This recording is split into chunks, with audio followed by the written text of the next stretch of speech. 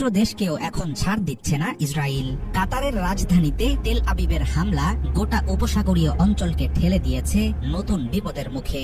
আক্রমণের দায় স্বীকার করতে এক মুহূর্ত দেরি করেননি প্রধানমন্ত্রী বেনিয়ামিন নেতানিয়াহু। তার নির্লজ্জ স্বীকারোক্তি ও কাতারকে টার্গেট করার সীমাহীন দুঃসাহস প্রমাণ করেছে ইসরায়েল আর কোনো সীমারেখা মানছে না। ভয় দেখিয়ে পুরো মধ্যপ্রাচ্যে নিজেদের আধিপত্য কায়েমের জঘন্য ষড়যন্ত্রে নেমেছেন নেতানিয়াহু। এখন প্রশ্ন হলো, যুক্তরাষ্ট্র কি এবারও ইসরায়েলের অপরাধ ঢাকবে, নাকি আঞ্চলিক মিত্রদের বাঁচানোর চেষ্টা করবেন মার্কিন প্রেসিডেন্ট ডোনাল্ড ট্রাম্প? কবে ফিরবে মুসলিম দেশগুলোর হুঁশ? ফিলিস্তিনে চলমান আগ্রাসন বন্ধে যুদ্ধবিরতি আলোচনায় মধ্যস্থতাকারী দেশ কাতার। দীর্ঘদিন ধরে তারা যুক্তরাষ্ট্র ও ইরান দুই পক্ষের সঙ্গেই ভারসাম্যপূর্ণ সম্পর্ক বজায় রেখেছে, অথচ দেশটির পাশাপাশি আন্তর্জাতিক আইনের প্রতি কোন রকম সম্মান দেখায়নি ইসরায়েল। নিজেদের স্বাধীন ভূখণ্ডে তেল আবিবের হামলায় হতবাক কাতার। ভূরাজনৈতিক বিশ্লেষকেরা সতর্ক করে বলছেন, এই ঘটনার জের দ্রুত শেষ হবে না। ইসরায়েলের এমন বেপরোয়া আচরণ থামানো না গেলে কাতারের পর সৌদি, সংযুক্ত আরব আমিরাত সহ গোটা উপসাগরীয় অঞ্চল হবে নেতানিয়াহুর পরবর্তী হামলার লক্ষ্য। যুদ্ধবিরতি আলোচনায় সত্যিকারের আগ্রহ নেই ইসরায়েলের। সাম্প্রতিক হামলার মাধ্যমে সেটা পরিষ্কার করে দিয়েছেন প্রধানমন্ত্রী বেনিয়ামিন নেতানিয়াহু।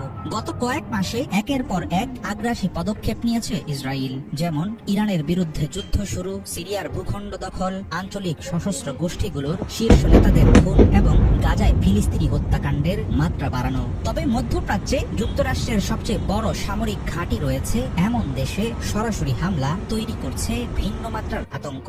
বিশ্লেষকেরা বলছেন, ইসরায়েলের হাত থেকে আঞ্চলিক মার্কিন মিত্ররাও এখন আর নিরাপদ না।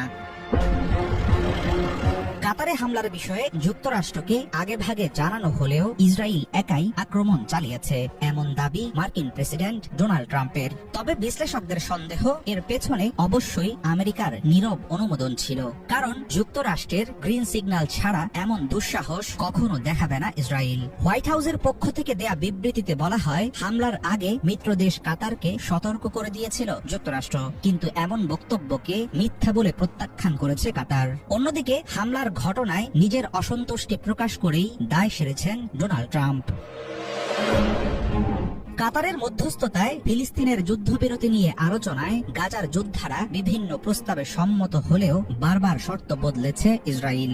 এখন প্রায় অচল হয়ে গেল শান্তির সম্ভাবনা।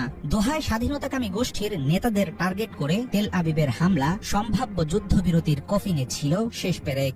এর মাধ্যমে প্রধানমন্ত্রী বেনিয়ামিন নেতানিয়াহু যেন সাফ ঘোষণা দিলেন, কোন দেশের সার্বভৌমত্বকেই গুরুত্ব দেয় না ইসরায়েল। দখলদার রাষ্ট্রটির বিরুদ্ধে মধ্যপ্রাচ্যের দেশগুলো অচিরেই ঐক্যবদ্ধ না হলে ভয়াবহ হুমকিতে পড়বে তাদের অস্তিত্ব।